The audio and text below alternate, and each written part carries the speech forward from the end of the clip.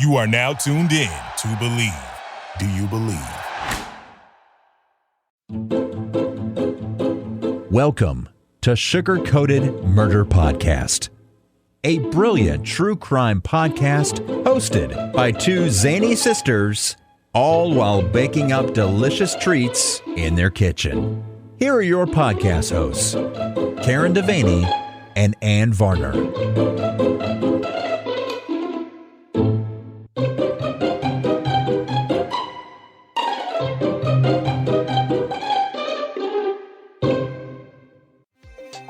The super familiar with the Wilsons podcast. You know that family whose house you hung out in when you were a kid? The house was a little loud and chaotic, but always fun, and sometimes felt more home than home.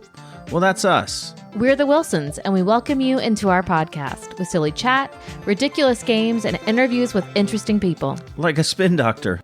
The super familiar with the Wilsons podcast. Welcome home.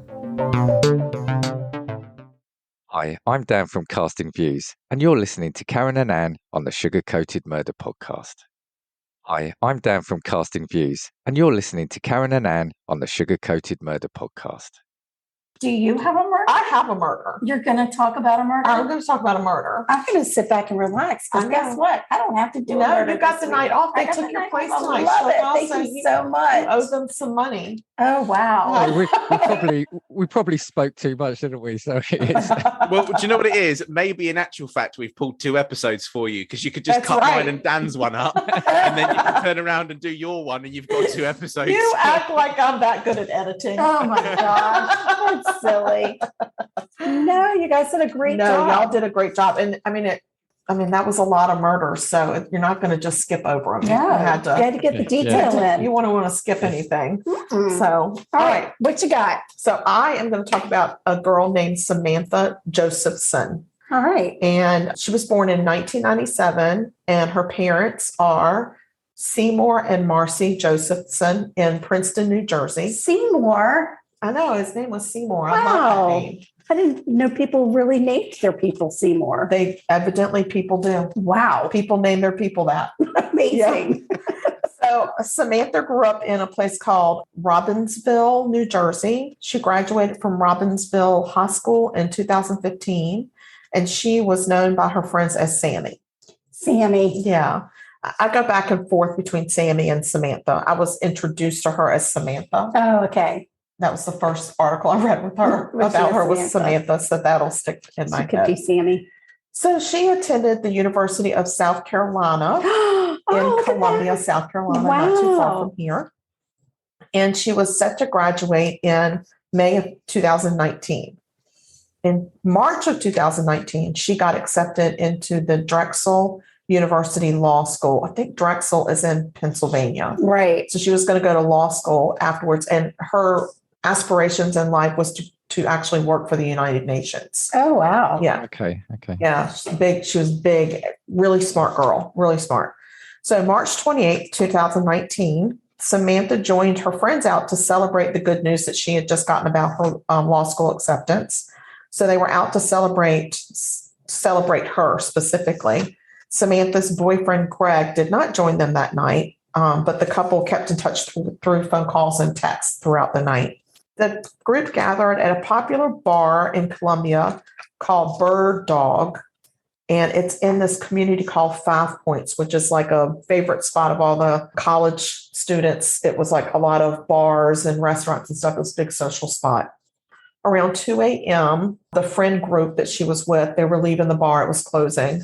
And the street outside was really crowded, and she got separated from her friends. Oh, I hate when that happens. So she texted her boyfriend and told him that she just went ahead and ordered an Uber to take her back to her apartment. And at that point, I was like, what did I write? Okay. At that point, her devoted boyfriend began to track her phone through Find My Friends to make sure she got home safely. He knew the route. I mean, he was very familiar with the area, but he just wanted to make sure. So when he noticed that the Uber was headed out of town, he figured she had made it home and probably left her phone behind in the Uber, and that's why it was headed out of town. Right. So he went to bed. Unfortunately, that's far from what actually happened. The next morning, Sammy's roommates noticed that it didn't appear that she had ever come home that night. And they called Greg, the boyfriend, to say, have you heard from her? And he was like, no, I thought she got home. And they said, well, evidently she never came home. Doesn't look like she's been home. So he immediately, he was 2 hours away. He immediately started driving towards Columbia, got in the car, no questions asked. So then they found out that she did not show up for her job, which was completely out of character for her. And they really began to worry. So when Greg got into Columbia, he and one of her friends went back to the bird dog to see what they could find out from bird dog, like from the manager or anybody that was there, you know. And the manager actually let them look at the security footage, which is really nice because a lot of times they make you wait till the police get there. Mm-hmm. So they actually had an on-street camera. Oh, nice. Yeah, so they could see her standing on a corner, kind of off to herself. It was 2 a.m. She was on her phone. They also saw a black Chevy Impala car go past her, do an illegal U-turn, come back down the street, and then almost jumps the curb trying to get to her to pull into a spot next to her. Oh, wow. So as he's pulling into the spot, she starts walking towards him and gets into the back seat. You can see on the video, she's on the phone. She takes the phone away from her ear. She says something to the guy, gets in and closes the door. Right. Like it's her Uber. Yeah, that's right. She's probably like, are you here for Samantha? Right. When they saw this footage, they got a really bad sinking feeling and they called the police to come to the bar. And the boyfriend called her parents in New Jersey, and they started driving from New Jersey, left her sister at home to man the phones in case Sam called home. Right. So meantime, we laugh. Sorry. So sorry. I just picture Lou's face like, what? Kidding me. Sorry, Lou. Meantime, hunters in New Zion, South Carolina, discovered the body of a female in a wooded area. They call the police, and the body is in very bad shape. It was obvious that she had been the victim of violence. This was 65 miles away from where Sami was last seen at the bird dog. They identified her as USC student Samantha Josephson. Her clothes were so bloodied that they couldn't tell what color they originally were. Oh, no. Her sandals were on her feet. Her sandals were not on her feet, but they were still attached by the ankle straps. Oh. But the little toe piece popped off, and her feet, like both of her feet, were not even in the shoe. Oh, wow. So obviously there had been a struggle, and she had been stabbed at least 100 times. Oh. And 100 stab wounds is a lot. That is a lot. That's a lot to put on a body. Like, you think how much room, like, how much space could there be for that? It's almost like there's not enough space. Right. Yeah. So she had been stabbed all over her head, her throat, her chest, her upper torso, mostly on the right side of her body. She only had less than 2 tablespoons of blood left in her body. Oh, my God. We usually have about a gallon, and she's down to less than 2 tablespoons. Wow. They didn't have enough to be able to run a toxicology report on her. Whoa. Yeah. That's how little, like, she had completely bled out.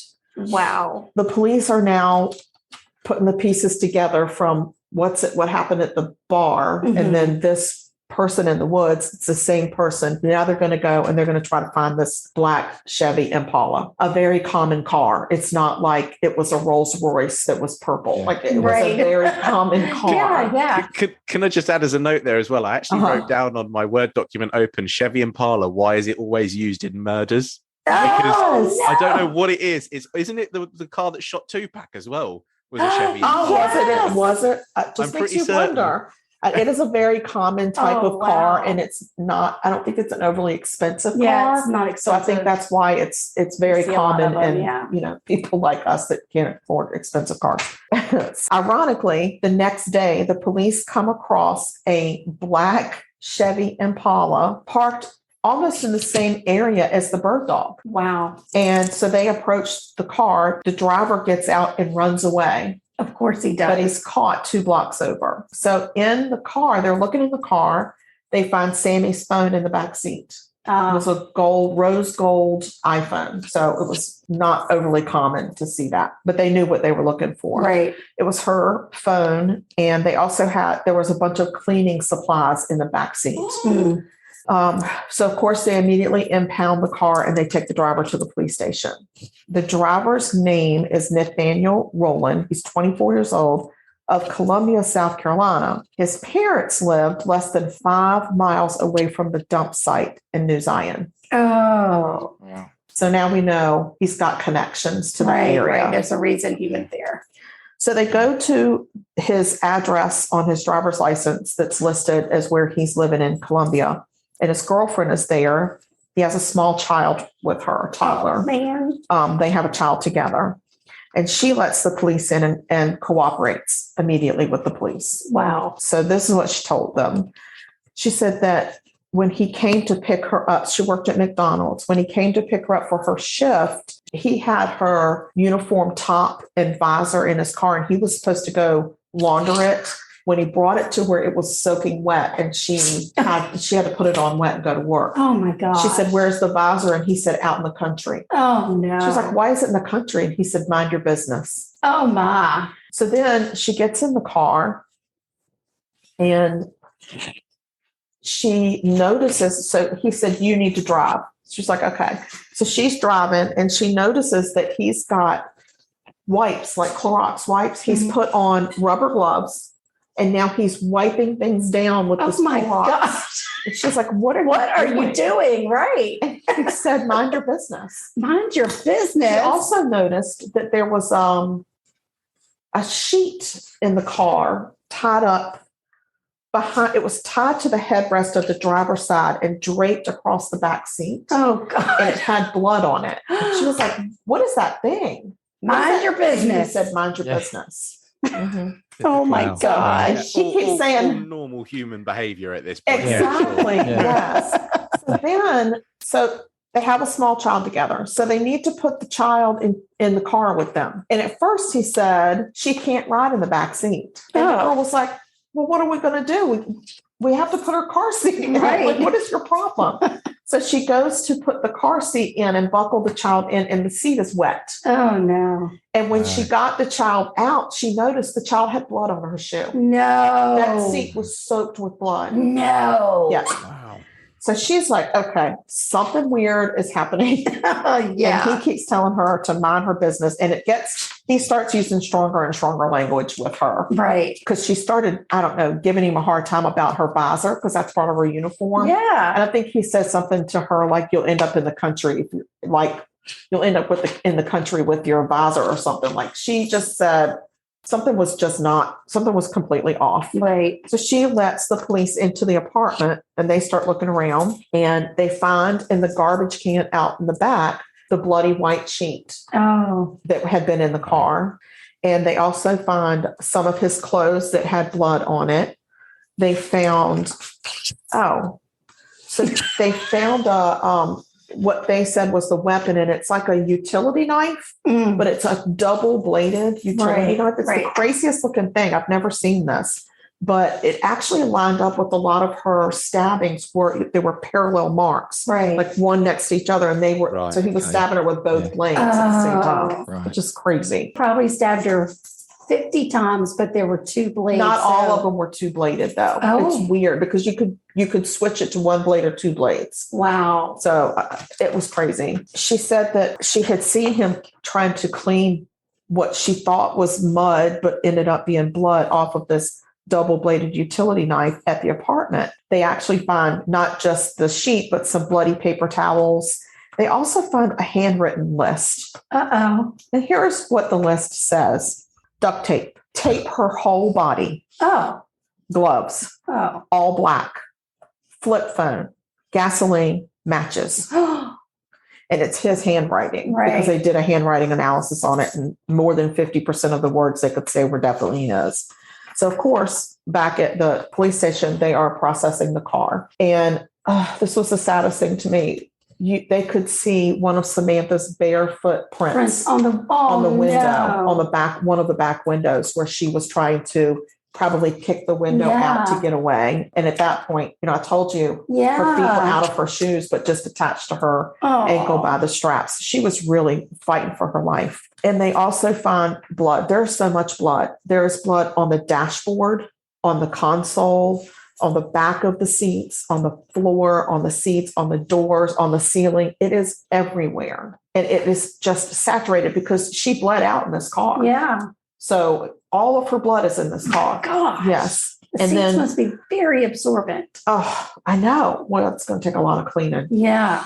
So Sammy's body showed that she had put up a serious fight. She had stab wounds, and some of them had gone all the way through her hands. Wow. So where she was putting up a fight. And you got to think, you're in the backseat of a car. I'm sorry, I'm not laughing. I'm laughing because I forgot those two were on. So when the male voice came across my ears, I jumped. She's sitting on the floor So with her sorry if I dog. made you jump. She's sitting on the floor with her dog, so he'll be quiet. And so she forgot y'all were here. I'm so sorry. She was like, the murderer's here. How rude. How rude. Rude. Very rude. So anyway, she had put up a fight. She had defense wounds on her hands, and they also found some of his DNA under her fingernails. Wow. He had used the child safety locks in the car and So the she couldn't window get out. lock to keep her Oh, captive. that's so mean. Yes, and the girlfriend said we always have those on because of the Right, 'cause toddler of in the the back baby, seat. yeah. Because you don't put them in the middle of the car anymore. You have to put them on one of the sides. Right. So you always have to lock the window and the door because they'll play with it and let themselves fall out. So anyway, that's how he had kept her in there. By the way, he had never been an Uber driver. Oh no. So he wasn't the guy. He wasn't never the Uber driver. Oh no. He was a killer on the prowl. That's what he was. Wow. And she was an opportunity. That's the saddest part to me. Yeah. Yeah. That she got into this car and thought it was her Uber. And back then, Uber didn't have all these things in the car that could let you Right. know. This was in 2019, and I know that they've made some Huge. adjustments. So Roland is charged with kidnapping and murder, and then there's a weapons charge using a weapon and a violent crime. They'll throw everything at you that they can, when they arrest you. So his defense in court said that because none of Samantha's DNA was found on him at the time of his arrest, that he couldn't have done it. That's not the way it works. Right. And Right. he said, well, maybe she had DNA under her fingernails, but he didn't have any of hers under his. Well, he was wearing gloves and he was stabbing her. Right. Why would he have? But And it's all in had the on- back seat. It's all in the back seat of a car. So, but the utility knife had her blood on it. Everything that they found of his had her blood on it. So the other Not thing, him. yeah, exactly. But it wasn't on him. They said that they had found a leather jacket that they think he had been wearing. Oh. And there were fingernail scratches on the leather jacket on the front where she was fighting with him. Oh. Yeah, she fought. The other thing that his defense attorney said, well, so he's got this woman that he tries to fire. He tries to fire her in the middle of the trial because he said that she's boisterous. An and that attorney? she's- Huh? Oh, an attorney. You say he has a woman. You mean an attorney? A prostitute, a He secretary, found whatever. himself a woman at the trial. I'm so sorry. Oh my God. It's his attorney. Okay. Okay. And he wants her fired in the middle of the trial because he says, I don't think she's fighting as hard as if I were one of her own. Oh, for heaven's sake. And the judge said, too bad. So then this woman brought in another woman that was more of his ethnic background. And she actually did the closing arguments. But let me tell you what she said. She said, and this is not a quote, but this is a paraphrase. She said, she brought up the fact that Samantha's DNA was not on him, his person. But then she also said, why is it always about the DNA? She's like, why do we only have to listen to science? Really? But I think she just had nothing else to say. Right. What is she going to say? Like, what is she going to say about this guy? I mean, he's on the prowl. And his Facebook page was full of innuendos and cryptic messages about him hunting for a woman to kill. Oh my gosh. So, what are you going Why to say is it about always this guy? about the What is his DNA? redeeming quality? So she just was like, no, why do we have to talk about the DNA all the time? Why do we only have to listen to science? So she didn't do a good job. She's not doing it. He should have been complained more about her than the other woman, but he didn't. So he got convicted of all 3 charges. Good. During the impact statement, his mom, Nathaniel Rowland's mama, stood up in court and asked for leniency. And she said, he didn't do this. Oh. And the judge got pissed and said, I am not going to sit here and listen to you tell me that you think he's innocent. He has just been convicted by a jury. Right. Yeah. Good. Yeah, he would not have it. And then she said he was a good boy, and that she again said, there's no way that he did this because I would know because I'm his mother. Oh, right. That's they not always how say it that, works, don't Mama. That's not how it they? They works. always say that. He was such a good person. He would never do that. He was such a good boy until he wasn't. Until he was stabbing this woman 100 times. So what was like the motivation for this in and of itself? It makes it sound just to kill someone. It just he was hunting women to kill. And they really think that his intention might have been to rape her, but something happened in that back seat where she either fought so hard or he just started stabbing, and at that point just continued to stab. There was no sign of any sexual assault. Right. That's what I've taken away from this one. Right. One, he's mapped it out. He's written an essay on what he's going to do. So it's not just a what do they call it, like a murder of passion or anything like that. No. He wanted to kill someone. He wanted to kill someone. He wanted to kill a woman. Yeah. Then for her, like you said, it's just a poor woman just in the wrong place at the wrong time. Absolutely. Yes. Now, and also on that videotape, they could see him slowly driving back and forth when the bar was letting out. He was looking for somebody. And this is why he didn't get the death penalty, because it wasn't premeditated. It's not like he got up and said, I'm going to go kill Samantha. He didn't know her. She was random. So, but I have an issue with that. Because I think his whole reason for being out there was to find a woman and kill her. But the murder was premeditated. The victim wasn't. Right. Yes, exactly. And the other thing for me on this is, and I've been thinking about this sometimes when I'm listening to your episodes and just generally when you hear things on the news. I mean, obviously, right, it goes without saying, any murder is tragic, but it's when the victim like this is kind of not tortured, but they are made to, it's not quick. She is suffering. She's suffering. Fearful, and yes. And to me, that's just, that he's innocent. What he did to her, no. Yeah. No. He's not, there's nothing innocent about him. As a matter of fact, the judge said, whoever asked me for leniency, well, that's not part of my DNA. Yeah. And he also went on to say that this was the most severe murder he had ever heard in a courtroom. He also said, Samantha fought you hard and left a trail of evidence so the jury could see what you did. He sentenced him to life. I did find out that in South Carolina, when you get sentenced to life, there is no parole. It's you go to prison for life, which I really like that. I enjoy that about the state all of a sudden. Yeah. Well, and we now have the firing squad. Yeah, you can. Yeah. If they give you the death penalty, you can choose the firing squad or the electric chair. Like they let you choose. Do we really? Is that? I thought we weren't doing the electric chair right now. I thought we were the only option right now was the firing squad. Is that the only option right now? I'm not sure. For some reason, I thought so. I don't know, but we have it. I'm all for it. Now, in my mind, what they should do is they should turn around and say, now, would you like the electric chair or the firing squad? And when they say firing squad, you say electric chair it is then. I so agree with you. I agree with you. Aren't you brilliant? I totally agree. Brilliant. Or should there be a third option? We do to you what you did to your victim. Yes, I like that one too. Eye for an eye. Yeah, eye for an eye. Extreme, but right.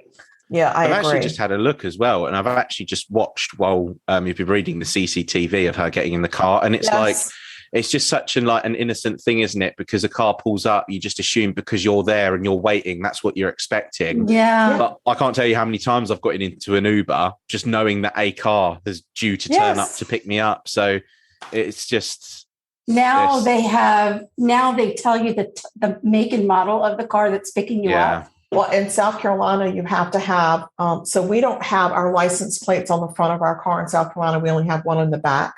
But if you're an Uber or a Lyft driver, you have to have one on the front of your car too that's set that gives your license plate. And all right, I'll get to that. All right, I'm going to get to all the changes. So I just wanted to say that her mom stood up in court and during the victim, I don't know what a victim is, the victim impact statement, and said, I relive what you did to my daughter every day, 100 times. You stabbed her and I feel it every day. And she said her dreams were my dreams and her death is my death.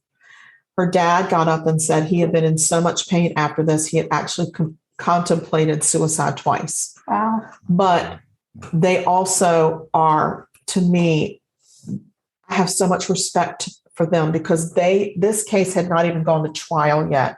And they were already working with the South Carolina government to make some changes about ride sharing. And the government actually passed a bill called the Samantha Josephson Ride Sharing Safety Law. And Uber and Lyft also made a lot of policy changes as well. So they took the law and then they went further with it. Nice. So the first thing is they did a whole campaign in downtown Columbia. They put up placards and everything that says hashtag say my name. So they told people when you get into a car, you don't say, are you waiting for Samantha? You say, who are you here for? Right. You make them say your name. Right. The other thing is before getting in the car. Before getting in the car. Yeah. And that's probably what she said when she got in the car is, are you here for Samantha? Are you my Uber? Right. And he was probably like, yep. Yeah. There's also now there should be a barcode on the dashboard that you scan with your phone that gives you all of their information. So if you open the door and there's not a barcode on that dashboard, you do not get it in the car. Right. Nice. So there's a lot of things. They actually give you a picture now. You get a picture of the car, but the car that she was waiting for was not that car. But if you're me, you see a black sedan, you think, I don't know what cars are. Well, not only that, but it's 2:30 in the morning. You've been drinking. Yeah. You don't know. You're going to, some guy pulls up right in front of you. Of course, you just assume it's an Uber. You're probably not even thinking 100% like now safety. In South Carolina, they have to have an Uber or a Lyft lighted sign in their dashboard, and you can only get those from Uber and Lyft. Right. And the law is that when you leave that company, you have to turn that in, or they will come after you you get fined if you don't turn it in when you leave the company. Yeah. So that's also good. A lot of safety a lot of safety issues. And like I said, they just said, we don't want her death to be in vain. We want it to mean something because she meant something to us. So they've used it and they've really campaigned hard to educate young college students about ride sharing and stuff like that. The buddy system, don't ever, if you can help it, don't take an Uber. If you're a single woman, don't get in a car by yourself. Right. That's hard.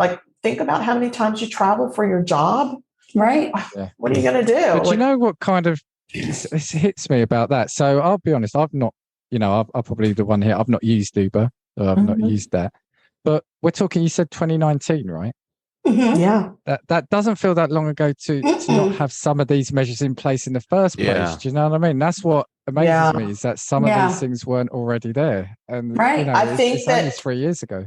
I agree. I think that the rules were there, but they weren't being applied. Really, they just was I don't think that they had these specific measures in place. Because I've taken Ubers before, and I've gotten in the car and the person's had their picture up there, and I think it was before 2019. I will tell you that when I was in college, I went on spring break one time to the Bahamas on a cruise, and this place, I can't remember if we were in Nassau or Freeport, but where we stopped, we spent the night in the port that night on the ship. So we went out. Of course, we're drunk college girls. There could not have been a more neon sign targeted. These people are here for the taking. Right. So we actually got into what we thought was a taxi cab. And asked the guy to take us to some bar that we were going to, and he started driving. And when we got there, we were like, how much do I owe you? And he was like, I'm not a cab driver. Wow. Oh no. That shit is. Yeah. Oh no. How are you still here? Shut up. Are you kidding? How am I still here on so many? Okay, it's like there's so many things. But in that instance, like what a nice Samaritan, although really rude, I guess. Right. I know, but what was he? So he's sitting in a parked car on the side of the road with his parking lights on. Now, this time of day, there are armed guards on every corner, and every storefront has like the bar cages that come over. Like this is a locked down town. Oh my gosh. And this guy's like in a station wagon. And y'all are a bunch of girls from North Carolina. And we are like drunk, knee walking girls drunk coming off college. of there. Yeah. God. And, yeah. I don't know how we didn't get killed. I don't either. I really don't. I'm really glad you didn't. I'm glad I didn't either because we wouldn't be doing this podcast. I know.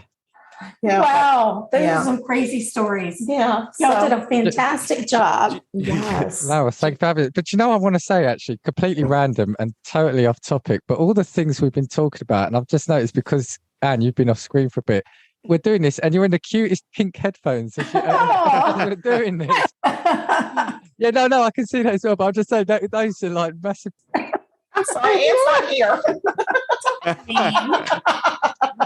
Just say, they're so kind of the opposite extreme of like the kind of theme. Yeah, I know.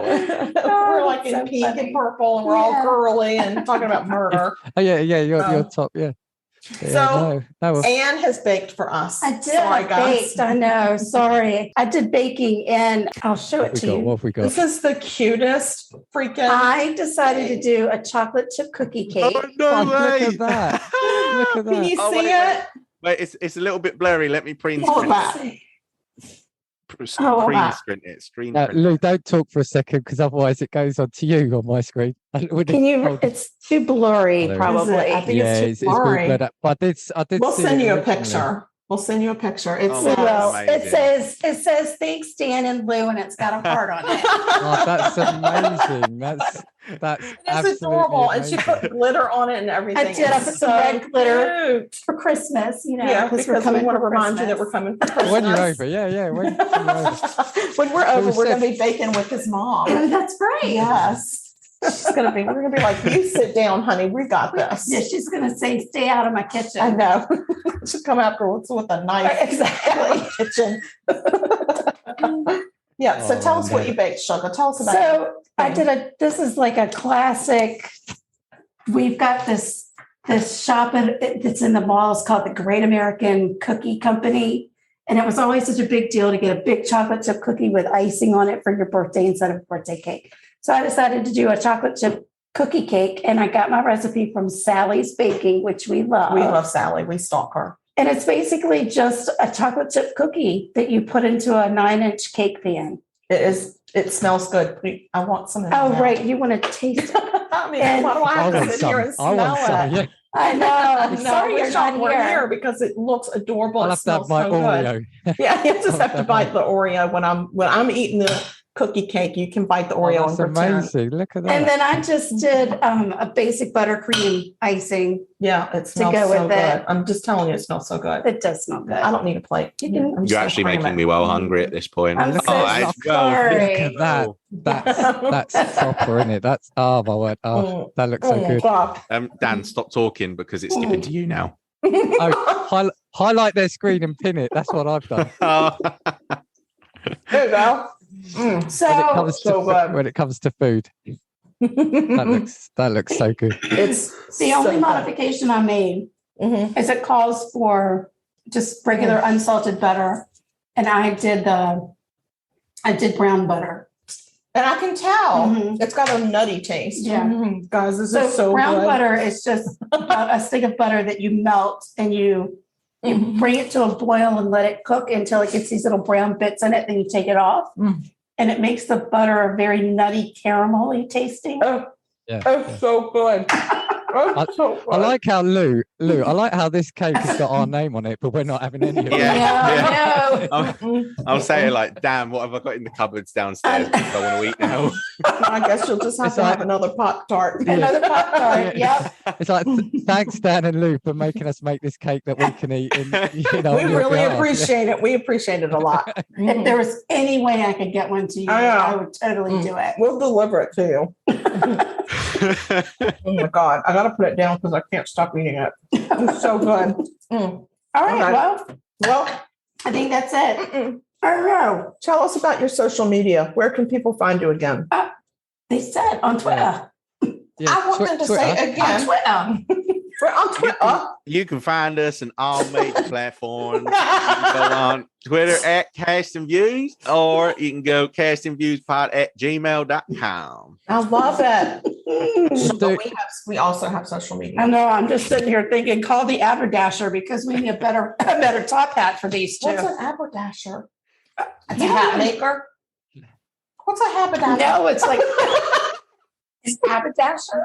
I can't say that. It's like a men's fancy clothing place. Oh, like a tailor. Yeah. Okay. Yeah. Okay. Wow. But if anyone is listening to us for the first time, absolutely pop over to our pod. Oh my Like and gosh. subscribe. Listen, we talk about you all the time. Our last episode, we talked about, what did we talk about? We talked about going to see Dan and Lou for Christmas. I think we did. I think we talked about how we were going to surprise them, but the Yes, news that we're going to coming for surprise them and Christmas. come for Christmas. So surprise, get ready. So we have social media, just real quick. We do. We're on Twitter Wow. and we're at Sugar Murder, and we're on the Instagram at Sugar Coated Murder. We're on Facebook. We have a regular Facebook page and a fan page, and everybody can be in the fan page because we don't have enough friends. And we've got email, and we'd love to get emails. And how can they email They us? can email us at murder.sugarcoated@gmail.com. There you I go. know. And we love an email. Listen, Dan and Lou, this has been spectacular. So much fun. We cannot say thank you enough for coming on here. We adore you guys. We love your podcast, and we just adore the two of you. And we cannot wait to spend Christmas with you next year. It's gonna Bring be it on. amazing. Bring it on. Although I feel like our Christmas spreads will be disappointing because, again, we feel like America does it properly and we kind of do it half-assed. Well, we'll take care of that because we're not half-assing Christmas. So get ready for a Italian feast. South Carolina Christmas. Yeah. There you go. Listen, my kids, I think for Thanksgiving this year, we're doing an Italian Thanksgiving. So we love Italian food. Pictures. Don't worry, I'll send you pictures. No, that's an already made lasagna from somewhere. Okay. Sorry. I'm not saying against you. I'm hoping I'm involved in Thanksgiving as well. Yeah. Well, I believe in catering Thanksgiving. Yeah. So I don't believe in cooking it. It does not make me, I don't feel thankful when I'm in the kitchen all day. And everybody else is. So No. in order for me to feel thankful, I get it catered. Catered. Mhm. Do you know one of the other things I'm really excited about coming to the show? I want to get to hear your outro, your little slogan. Oh, yeah. I Do you get wanna hear it say it? live. No. I No. want to hear you two have to say it. I need to hear it live. All right. Well, I'm just going Wow. to say before we leave you, there's one thing I have to say, Sugar. Okay. Stay sweet. And don't murder. If you kill people, We will talk about you. that's right. You betcha. You're going guys. Amazing. Thank you so much, everybody. Go and find. We're going to put your the link for all of your stuff. We're going to put your whole link tree in our show notes so people can Thank find you. Cheers. Absolutely. You guys, Oh, yeah, cheers. cheers. Tally ho. Tally ho. Bye, y'all. Call the haberdasher. Call the habadabba. Haberdasher. What is the matter with you? Habadabba. I can't say that one. We'll have to figure out. But no, I could get the butler to bring my tea now. That's all. Can you, Oh, can you yes, please call please. Bigglesworth and ask him to bring his tea now? Please do bring my tea. I promise I'll expand my range of American accents as well the next time I come. Oh my on. God. Please do. And we would You're like you to nailing sing it. us a country song and an American accent next Yeah. time. Maybe I'll try and go like heavy New York and be like, yeah, I'm walking here. I think you nailed it. I love it. You nailed it. Guys, thank you so much. We adore Thank you, and we you. will talk to you very soon. Pleasure being with Thank you. All right, y'all take care. Bye. This has been Bye. Sugar Coated Murder Podcast, a deliciously entertaining true crime podcast. Like what you heard? You can always explore past episodes by visiting sugarcoatedpod.com. Don't forget to like our Facebook fan page and share with friends. Thanks for listening. to Sugar Coated Murder Podcast. Thank you for listening to Believe. You can show support to your host by subscribing to the show and giving us a 5-star rating on your preferred platform. Check us out at Believe.com and search for BLEAV on YouTube.